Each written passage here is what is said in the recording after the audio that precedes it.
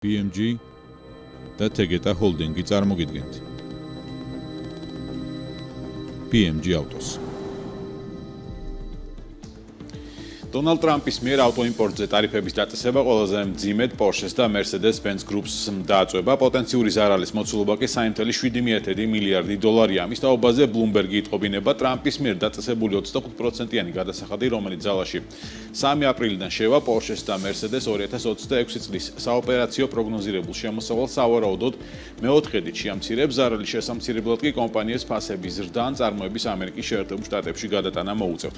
ტარიფები ევროპული ავტომწარმოებლების ამერიკის შეერთებული შტატების მომგებიან ბაზარზე დამოკიდებულებას უქმნის საფრთხეს. ყველაზე დიდი რისკის წინაშე გერმანული კომპანიები დგანან, რადგან ამერიკის შეერთებულ შტატებში ყველაზე მეტი ავტომობილი, მათ შორის Porsche 911, სპორტული ავტომობილები და Mercedes S-კლასის სედანები სწორედ ამ ქვეყნიდან იგზავნება. ტარიფების გამოცხადების შემდეგ Porsche-ს და Mercedes-ის აქციები ფრანკფურტის საფონდო ბირჟაზე 5.7%-ით დაეცა, BMW-ს აქციები 4.9%-ით შემცირდა, ლონდონში Aston Martin-ის აქციები კი 8.9%-ით გაიაფთა. გერმანული ავტომწარმოებლების დიდი ნაწილი ქარხნებს ამერიკის შეერთებული შტატების ტერიტორიაზეც ფლობენ, რითაც როგორც ადგილობრივი ბაზრის, ისე საექსპორტო ბაზრების მოთხოვნას აკმაყოფილებენ. ვიდრე ევროკავშირის საპასუხო ნაბიჯებისთვის ემზადება, დაწესებულმა ტარიფებმა შესაძლოა ძლიერად დაარტყას ინდუსტრიას, რომელიც ისედაც ებრძვის გაძვირებულ ფასებს და შემცირებულ მოთხოვნას.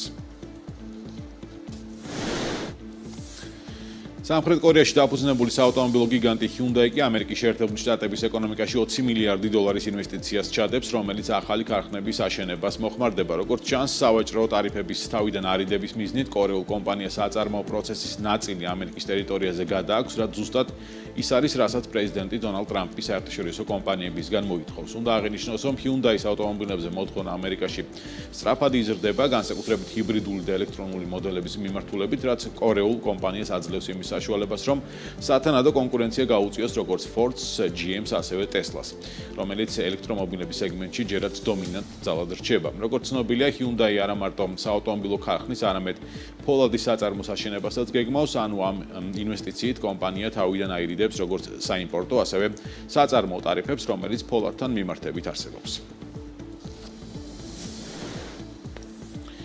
ილონ მასკის პოლიტიკური აქტიურობის ფონზე მიმდინარე წლის იანვარ-თებერვალში ევროკავშირის მასშტაბით Tesla-ს გაყიდვები 49%-ით შემცირდა, რაც კომპანიის არსებობის ისტორიაში ყველაზე მკვეთრი ვარდნა. ამერიკულ ელექტრომობილებზე მოთხოვნის უეცარი შემცირება პირდაპირ კავშირშია Tesla-ს გენერალური დირექტორის ილონ მასკის განცხადებებთან და გადაწყვეტილებებთან, რომელიც ბოლო დროს პოლიტიკურ ფიგურად და პრეზიდენტ დონალდ ტრამპის მარჯვენა ხელად ჩამოყალიბდა. ევროპულ მომხმარებელს განსაკუთრებით ის ფაქტი არ მოსწონთ, რომ ილონ მასკი გერმანიაში, ბრიტანეთსა თუ საფრანგეთში ულტრამემარჯვენე პოლიტიკურ პარტიებს უცხადებს მხარდაჭერას და სოციალურ ქსელ X-ში ისეთი შინაარსის პოსტებს ავრცელებს, რომელთაც რთულია პოლიტკორექტული უწოდოთ.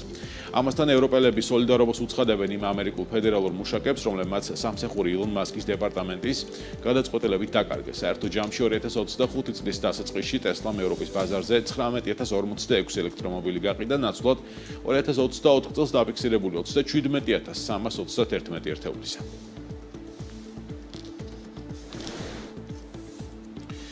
მსოფლიოს ერთ-ერთმა უდიდესმა ავტომწარმოებელმა კომპანიამ ჩინურმა BYD 2024 წლის მეოთხე კვარტლის სტატისტიკა გამოქვეყნა, როგორც ჩანს, კომპანიამ 2.1 მილიარდი დოლარის წმინდა მოგება მიიღო, რაც 73%-ით გაზრდილი მაჩვენებელია და ანალიტიკოსების მოლოდინებს მნიშვნელოვნად აჭარბებს. პროგნოზირებულზე უკეთესია საერთო შემოსავლის სტატისტიკაც, რომელიც მეოთხე კვარტალში თითქმის 38 მილიარდში ადგენდა, რაც 53%-იან ზრდას წარმოადგენს. საერთო ჯამში გასული 2024 წლის განმავლობაში BYD-ის მოგებამ 5.6 მილიარდი დოლარი შეადგინა, რაც 34%-ით გაზრდილი მაჩვენებელია და იმაზე მიუთითებს, რომ კომპანია ყველა მიმართულებით სწრაფად ვითარდება.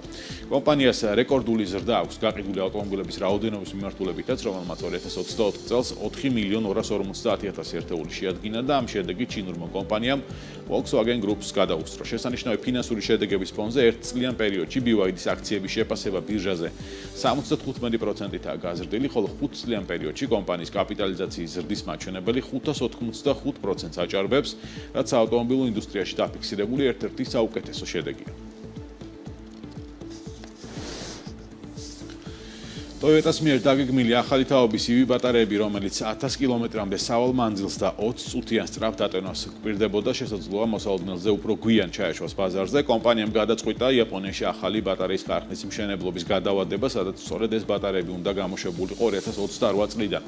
2 წლის წინ Toyota-მ წარადგინა ახალი თაობის EV ბატარეების სტრატეგია, რომელიც მოიცავდა 3 ტიპის ბატარეის განვითარებას 600-დან 1000 კილომეტრამდე მანძილის დიაპაზონით, თუმცა გავრცელებული ინფორმაციით Fukuokas რეგიონში ახალი ქარხნის მშენებლობა გადაიდო.